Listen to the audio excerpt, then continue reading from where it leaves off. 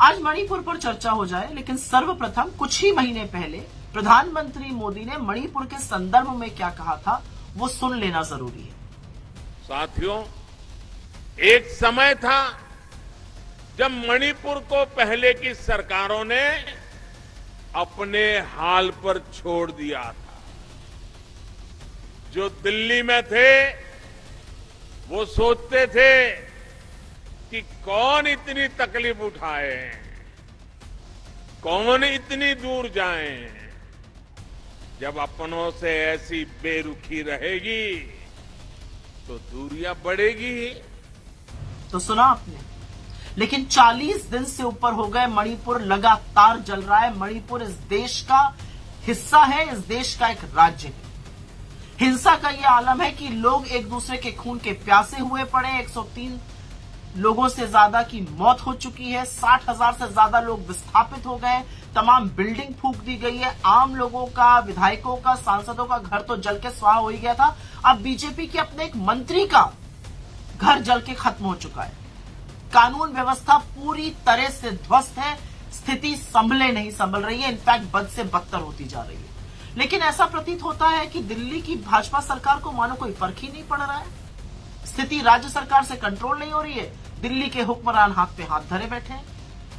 ऐसा नहीं, अमित शाह गए थे वहां पर, लेकिन वो पर्यटन करने गए थे या समस्या का समाधान खोजने गए थे, मुझे नहीं पता। मैं नहीं समझ पा रही हूं, क्योंकि उनके आने के बाद से तो हिंसा और भड़क गई है। कर्फ्यू लगा हुआ है और लगातार हिंसा हो रही है, लगातार लोग मारे जा रहे हैं।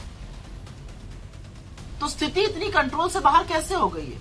इस देश के प्रधानमंत्री जब वहां पर चुनाव प्रचार कर रहे थे, नरेंद्र मोदी जी, तो अगले 25 साल की नींव रखने की बात करते थे। अब जब हिंसा भड़की हुई है तो ना शांति की एक अपील है, ना एक सार्वजनिक रूप से उन्होंने शब्द बोला है इस हिंसा के खिलाफ, इन मौतों के खिलाफ। और अब तो वो भयावह सच सामने आ रहे हैं जहां पता चल रहा है कि चुनाव जीतने के लिए हेमंतो बिस्व शर्मा, राम माधव और भारतीय जनता पार्टी ने मिलकर उग्रवादी संगठनों का सहारा लिया था। और मीडिया के मेरे साथियों से सिर्फ मैं इतना कहना चाहूंगी, क्योंकि मणिपुर दिल्ली से दूर है, क्योंकि मणिपुर में भाजपा की सरकार है, और क्योंकि मणिपुर की हालात बताने से इन लोगों के काले कारनामे सामने आ जाते हैं, कब तक कवर फायरिंग दीजिएगा?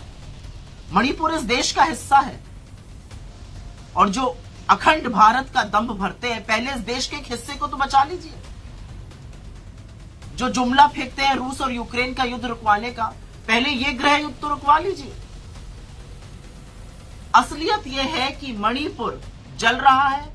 प्रधानमंत्री जी, अगर आपको अपनी यूएस की पैकिंग से फुर्सत मिल जाए तो संज्ञान लीजिए और स्थिति में सुधार बहाल करने के लिए प्रयास करिए, क्योंकि ऐसा लगता है कि मणिपुर को तो आपने उनके हालात पर छोड़ दिया है।